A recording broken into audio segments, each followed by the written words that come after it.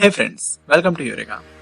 हम सभी बीमार पड़ते हैं और हमेशा डॉक्टर के पास जाते हैं। डॉक्टर हमें कोई ना कोई दवाइयाँ देते हैं। हर बीमारी के लिए कोई ना कोई दवाई होती है, कितनी भी बड़ी बीमारी क्यों ना हो, पर हमारे मेडिकल साइंस के महारत ही उस बीमारी का कोई ना कोई इलाज या दवाई बना ही लेते हैं। और आज हम ऐसे ही मेडिकल साइंस के एक महारथी अलेक्जेंडर फ्लेमिंग और उनके एंटीबायोटिक के खोज के बारे में जानने वाले हैं। चलिए शुरू करते हैं।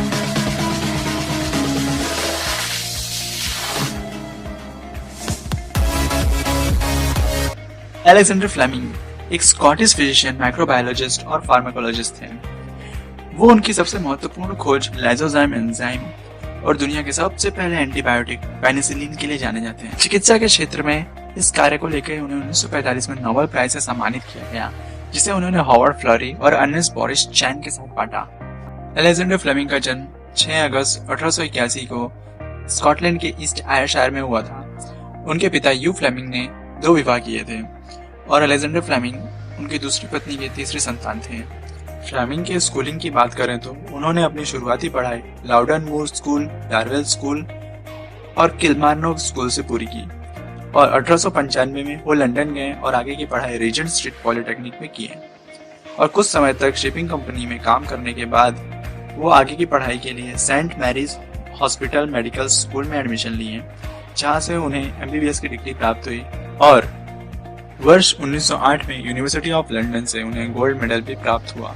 वर्ल्ड वॉर 1 के दौरान Fleming Royal Army Medical Corps commission में एक बैक्टीरियोलॉजिस्ट के तौर पर काम कर रहे थे। वो सैनिकों के घाव पर अध्ययन कर रहे थे। तब उस समय एंटीसेप्टिक्स इस्तेमाल होते थे। उन्होंने पाया कि एंटीसेप्टिक के इस्तेमाल से घाव सुधरने के बजाय और खराब होते जा रहे हैं। इसका समाधान फ्लेमिंग ने बताया कि घाव को सलाइन सॉल्यूशन से साफ करके सूखने देना चाहिए और इस तरह फ्लेमिंग ने वर्ल्ड वॉर 1 में योगदान दिया और फ्लेमिंग युद्ध के बाद सेंट मैरीज हॉस्पिटल लौट गए, जहां पर उन्हें असिस्टेंट डायरेक्टर बना दिया गया। वर्ल्ड वॉर 1 के समय में बहुत से सैनिकों की सेप्सिस के कारण मृत्यु हो जाती थी और उस समय उनके घावों पर एंटीसेप्टिक्स का इस्तेमाल होता था, परंतु एंटीसेप्टिक्स फायदे के बजाय उन्हें और नुकसान पहुंचाने लगा था। फिर डॉक्टर फ्लेमिंग ने अपने कुछ एक्सपेरिमेंट की मदद से यह पता लगाया था कि एंटीसेप्टिक्स चमड़ी की सतह पर ही काम करते थे। घावों के अंदर जो बैक्टीरिया रहते हैं उन पर वो कोई असर नहीं करता। और इस घटना के बाद सेंट मैरीज हॉस्पिटल में डॉक्टर फ्लेमिंग ने एंटीबैक्टीरियल सब्सटेंसेस पर अपनी रिसर्च जारी रखी। और एक बार की बात है, जब वो सर्दी के एक पेशेंट के नेसल म्यूकस की जांच कर रहे थे तो उन्होंने पाया कि नेसल म्यूकस में कुछ तो ऐसा होता है जो बैक्टीरिया की ग्रोथ को रोक देता है और यहीं से उन्हें लाइसोजाइम के बारे में पता चला। लाइसोजाइम जो कि एक एंजाइम होता है जो कमजोर बैक्टीरिया की ग्रोथ को रोक देता है और यह हमारे सलाइवा, चमड़ी और बाल में पाया जाता है और ये सिर्फ कमजोर बैक्टीरिया पर ही असर करता है। और यहीं से डॉक्टर फ्लेमिंग ने पहली बार लाइसोजाइम की खोज की। फ्लेमिंग ने पेनिसिलिन की खोज 3 सितंबर 1928 को की थी, जब वो अगस्त की फैमिली हॉलीडे के बाद अपने लैब पहुंचे। वहां पर उन्होंने स्टेफिलोकोकी की एक कल्चर पर फंगस लगा पाया, जो वो छुट्टियों के पहले अपने लैब के बेंच के कॉर्नर पर छोड़ गए थे। फिर जब उन्होंने उसकी पूरी जांच की तो पता चला कि फंगस के चारों ओर जो बैक्टीरिया है वो फंगस की वजह से नष्ट हो गई है और जो बैक्टीरिया की कॉलोनीज फंगस से दूर हैं वो सब सही है, वो नष्ट नहीं हुई है। फिर उसके बाद फ्लेमिंग ने उस मोल्ड की प्योर कल्चर बनाई और पाया कि ये कुछ ऐसे सब्सटेंस बनाता है जो कोई बीमारी फैलाने वाले बैक्टीरिया को खत्म कर देते हैं। उन्होंने उसकी पहचान पेनिसिलिन जेनस से की और फिर कुछ महीनों तक उसे मोल्ड जूस के नाम से बुलाते रहे और फिर 7 मार्च 1929 को उसका नाम मोल्ड जूस से पेनिसिलिन रख दिया। और इस तरह डॉक्टर फ्लेमिंग ने दुनिया के पहले एंटीबायोटिक सब्सटेंस पेनिसिलिन की खोज की। उन्हें पता था कि पेनिसिलिन बहुत ही कमाल का एंटीबायोटिक है।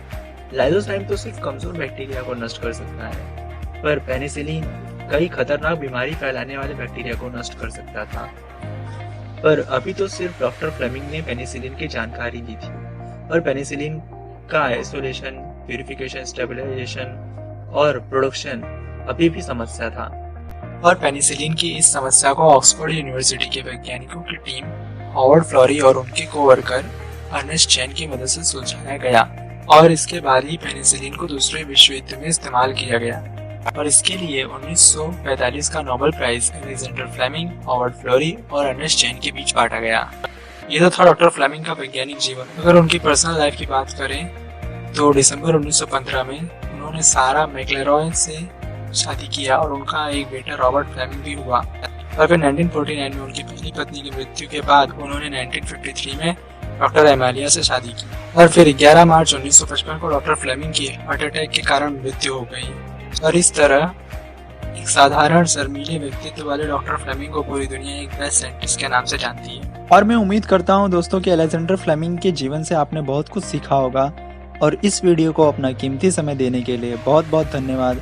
और keep loving and keep sharing.